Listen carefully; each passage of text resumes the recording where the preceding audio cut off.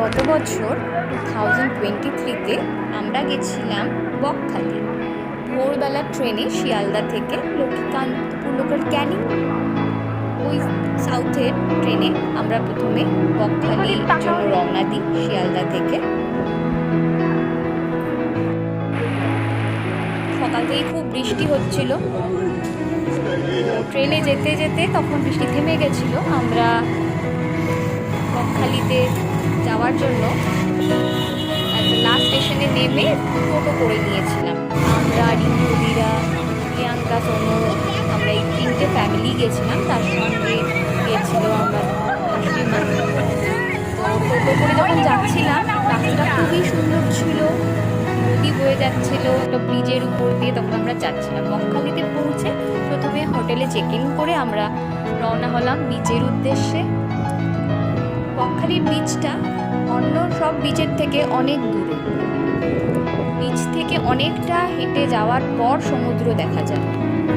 তো আমরা হাঁটতে হাঁটতে যাচ্ছিলাম সমুদ্রের দিকে।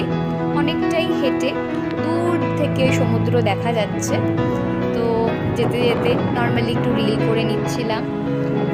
সমুদ্রটা দূরে হলেও খুবই সুন্দর।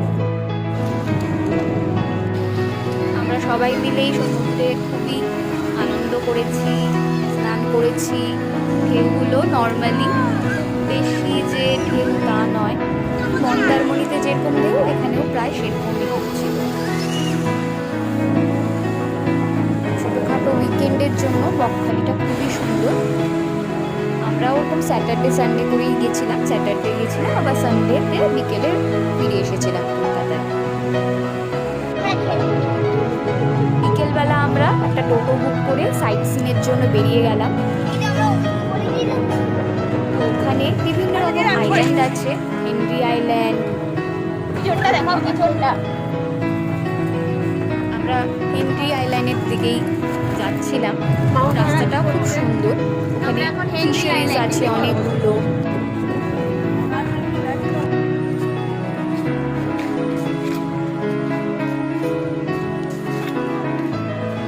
রোদও ছিল বেশ, সেই জন্য ছাতা ইউজ করতে হচ্ছিল।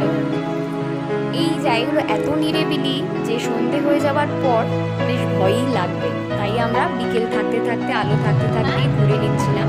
হেনরি আইল্যান্ড থেকে আবার কালাপানি একটা বিচ আছে, সেখানটা কালাপাথার বিচের দিকে যাচ্ছিলাম। একটা টোটো বুক করেই ওরাই সব স্পটগুলোকে ঘুরিয়ে দেয়।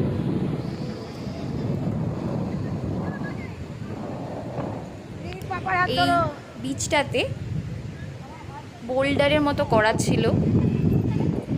তো আমরা কিছুজন নিচ পর্যন্ত গেছিলাম, নেমেছিলাম।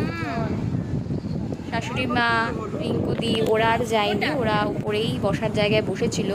আমি, শ্রী, সন্তু, রিক, সোনু, প্রিয়াঙ্কা আমরা একটুখানি বোল্ডারের ওখানে সমুদ্রের কাছটাতে সামনেটাতে গিয়ে একটু ফটো তুলছিলাম, এনজয় করছিলাম।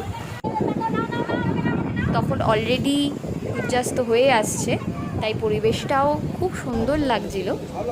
তারপর আমরা বকখালি বিচে এসে রাত্রে দেখুন কি সুন্দর মাছ নিয়ে বসে।